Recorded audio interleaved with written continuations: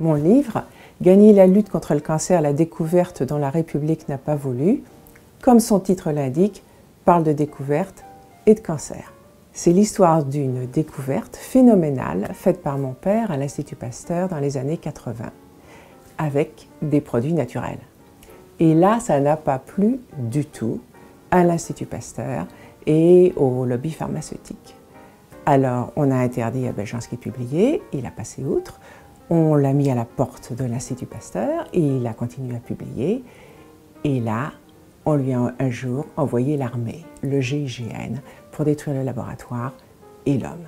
Il y avait une poignée d'irréductibles qui se sont dit « ça ne peut pas disparaître ». Une telle chose comme ça appartient au patrimoine de l'humanité, il faut sauver ça. Le livre s'adresse à tous ceux qui sont concernés par le cancer et qui ont envie de prendre leur santé en main. Le livre s'adresse aussi à tous ceux qui se demandent pourquoi ça fait 50 ans qu'on nous donne de la chimiothérapie et de la radiothérapie alors qu'il y a des milliards qui ont été dépensés dans la recherche sur le cancer.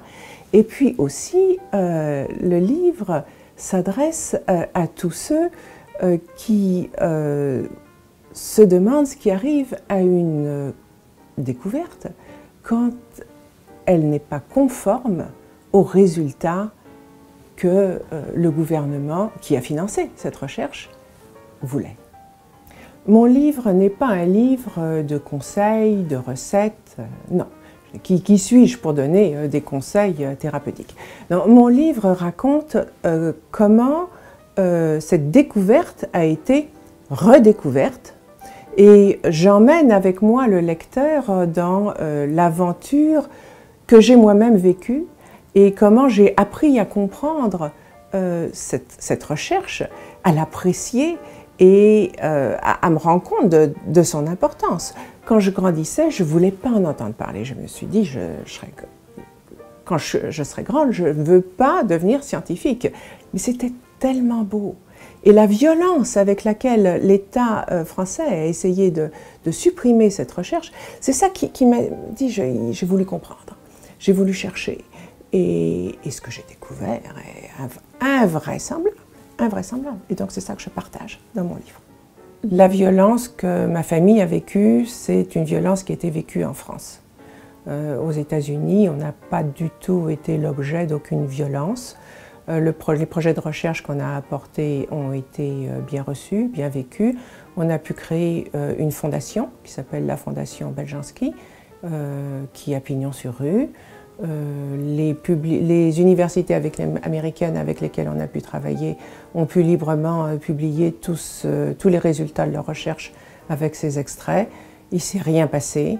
Mon livre est sorti d'abord aux États-Unis l'année dernière, il a été très bien reçu, il a reçu plusieurs prix. Non, il n'y a pas eu de problème.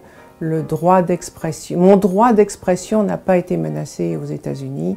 Celui de mon père a été totalement supprimé en France. En France et dans d'autres pays du monde, les solutions naturelles sont très souvent combattues, rejetées.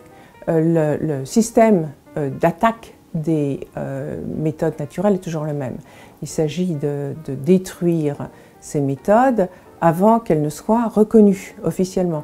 Donc on prétend que le découvreur était un illuminé et que tout ce qu'il a découvert n'a jamais été confirmé. Évidemment, on a tout détruit avant.